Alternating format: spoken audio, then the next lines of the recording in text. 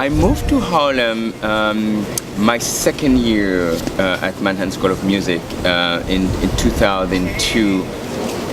Oh, I came in vacation here before I decided to go to Manhattan School of Music to live in New York, and that was in 1999. And I visited Harlem and saw really rundown buildings where people were actually living there. I mean, really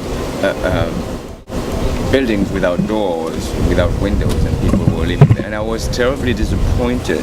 You know, when you fantasize about a place, about people, you know, and in my case, I've been fantasizing about living in New York since I was a teenager, and my idea were all the figures of the civil rights movements, the NAACP, all the artists. You know, this is, you know, what I was sold on. So I was, of course, very much disappointed when I came to Harlem and saw the devastation. You know, I remember one of my neighbors, who happened to be French as well, a beautiful dancer.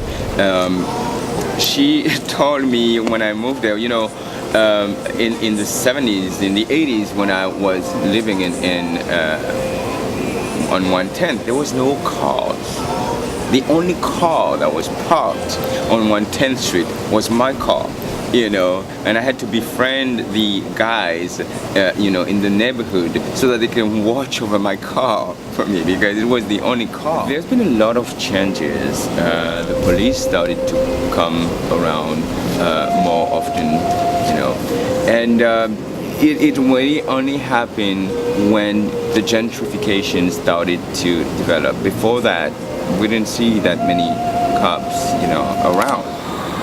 Talking with long-time, you know, Harlemites, I really understood that there was a big problem with police presence, you know, back in the 80s. And he said, you know, back in the day, whenever there was something, the police would come. They were nice. They would, you know, literally, no matter what would happen, they would just grab you and bring you to jail. And you had people in the community coming out of their house saying, no, you're not taking rent. I lived 15 years in Paris, which is a completely different mentality. What was fascinating for me, for instance, is if you were a black man, you know, you can't get a yellow cab. We had a friend, we were having drinks downtown, and he wanted to go up to Harlem. No cab would stop for him, and he literally put himself in front of a cab. You know, he got his, you know, our friend in the car.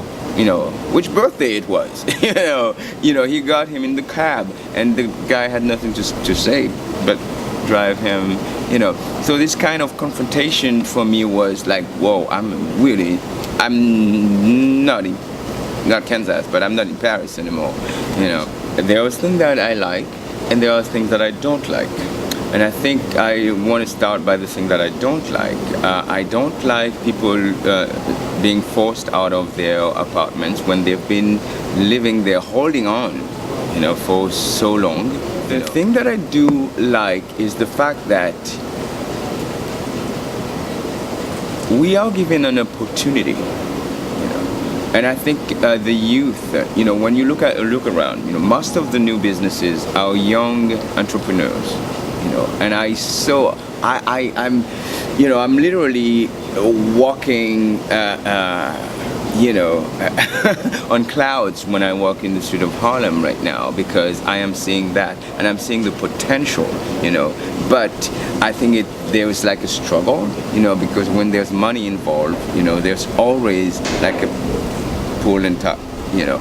And have to keep Harlem a place of history for black people, you know, create a nest of that fosters so many valuable people and models.